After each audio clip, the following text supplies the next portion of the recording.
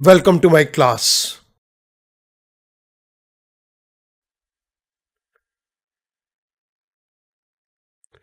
इस particular video lecture के अंदर मैं फाइनेंशियल मैनेजमेंट के अंदर यूज की गई टाइम वैल्यू ऑफ मनी को एक्सप्लेन करूंगा। TVM। आइएगा मूव करते हैं टाइम वैल्यू ऑफ मनी की कॉन्सेप्ट के ऊपर। Time value of money TVM। The concept of time value of money states that value of a certain sum of money received today is more than the value of same amount of money to be received at a future date. Time value of money हमें इस बात को explain करती है कुछ amount of money जो कि आपने आज रिसीव की है उसकी वैल्यू उस अमाउंट से ज़्यादा होगी अगर आप सेम अमाउंट को फ्यूचर डेट के अंदर रिसीव करते हैं। In other words, the value of sum of money received at future date is less than the value of same amount of money received today. एक पर्टिकुलर अमाउंट हमें future के अंदर मिलना है, उसकी वैल्यू अगर यही अमाउंट हमें आज मिल जाए तो आज की वैल्यू से फ्यूचर के अंदर मिलने वाली अमाउंट की वैल्यू कम होगी। आइएगा इसका एक एग्जांपल टेकअप करते हैं। Future value. Mr. A deposit rupees 1000 in a bank today at 10% rate of interest for 1 year.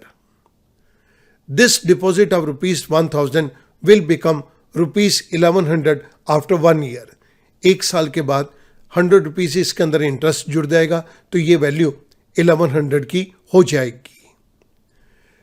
This rupees 1100 is the future value of today's 1000 at 10% rate of interest after 1 year. आज की date के अंदर हमारे पास जो पैसे की value है that is 1000, ये फ्यूचर के अंदर at the rate of 10% after 1 year this will become 1100। Similarly अब मैं प्रेजेंट वैल्यू को एक्सप्लेन करूंगा। Present value of rupees 1100 receivable after 1 year is rupees 1000। Considering the rate of interest of 10% per annum which Mr. A could earn by depositing rupees 1000 today for 1 year. 1100 rupees जो कि हमें एक साल के बाद मिलेगा, इसकी प्रेजेंट वैल्यू 1000 रुपीज है। अगर हम 10% रेट ऑफ इंटरेस्ट को लेके चले कि मिस्टर ए 1000 रुपया बैंक के अंदर डिपॉजिट कर दे एक साल के लिए तो उसे फ्यूचर के अंदर 1100 रुपीज मिल जाएंगे। तो जो फ्यूचर के अंदर 1100 रुपीज मिलेंगे उसकी आज की डेट के अंदर वैल्यू 1000 रुपीज है। इन दोनों पॉइंट से तो हमें यह लगता है कि इन दोनों के अंदर कोई ना कोई रिलेशनशिप है। अगर प्रेजेंट वैल्यू 1000 है तो फ्यूचर वैल्यू 1100 है। अगर फ्यूचर वैल्यू 1100 है तो प्रेजेंट वैल्यू 1000 है। इन दोनों के अंदर हमें ऐसा लगता है कि कोई रिलेशनशिप है। Mathematical relationship between present value and future value can be depicted as future value is equal to present value multiplied by parenthesis start 1 plus r parenthesis close raised to power n। और अगर मैं इसी present value को left side पे ले जाऊं और future value को राइट साइड पे ले जाऊं तो ये मेरे को प्रेजेंट वैल्यू का फंक्शन मिल जाएगा। Present value is equal to future value divided by parenthesis start 1 plus r parenthesis close raised to power n। It means अगर मेरे पास प्रेजेंट वैल्यू दी गई है, रेट है और मेरे पास नंबर ऑफ ईयर्स दिए गए हैं तो मैं फ्यूचर वैल्यू को कैलकुलेट कर सकता हूं। सिमिलरली अगर मेरे पास फ्यूचर वैल्यू रेट और एन दिया गया है तो मैं प्रेजेंट वैल्यू को कैलकुलेट कर सकता हूं।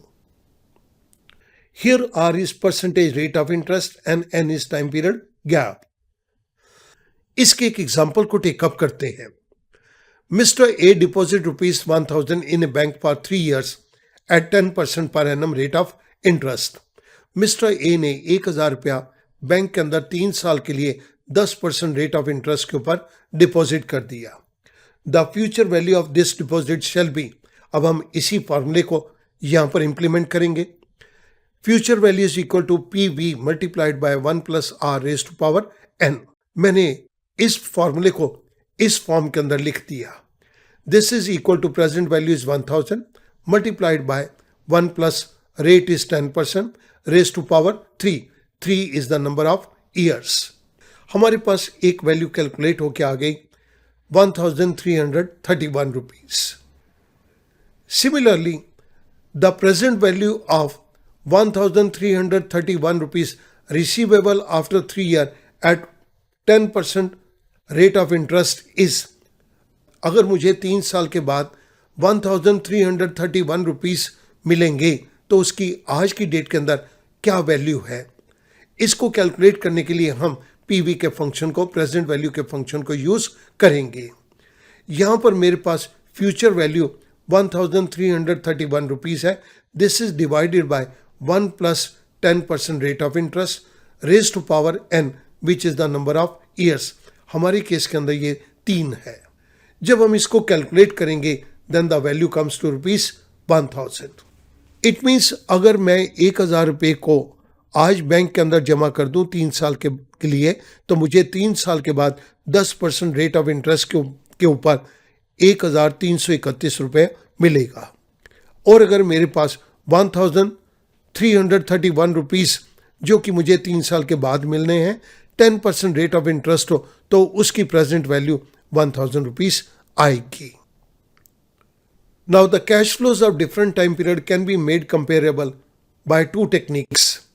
Either we can use compounding technique or we can use discounting technique. Compounding technique के अंदर by compounding the present value to future date, that is by calculating the future value of present money, हम present money की future value को compounding technique के जरिए निकालते हैं। Compounding techniques are used to calculate first future value of single present cash flow, second future value of series of unequal cash flows over a period of time, third future value of series of equal cash flow over a period of time, fourth future value of cash flow when more than one compounding is done in a year, and the fifth one is future value of an annuity due. Student आप इन सभी points के ऊपर different videos को देख सकते हैं, ये आपको प्लेलिस्ट के अंदर मिल जाएंगी। सेकंड, डिफरेंट टाइम पीरियड के कैश फ्लोज को कंपेयर करने के लिए हम डिस्काउंटिंग टेक्निक को भी यूज कर सकते हैं। By discounting the future money to present date, that is by calculating the present value of future money, future के अंदर जो हमें मनी मिलेगी उसकी आज की डेट में क्या वैल्यू होगी, ये बात मैं जान सकता हूं by discounting technique. Discounting techniques are used to calculate the present value of a future sum, second the present value of a series of unequal cash flows over a period of time, third present value of series of equal cash flows over a period of time. Student इस particular video lecture को मैं यहीं पर and करूंगा। सिर्फ यहां पर हम ये जानना चाहते थे डिफरेंट कैश फ्लोज जो कि हमें over a period of time मिलेंगे उनको आपस में कंपेयर करने के लिए 2 टेक्निक्स हैं, compounding technique and discounting technique. In techniques के अंदर नंबर ऑफ वेरिएशंस हैं जो कि हमने डिफरेंट वीडियोस के अंदर आगे कवर की है। मैं उम्मीद करूंगा ये चीजें आपको हेल्पफुल साबित होंगी। Thank you very much.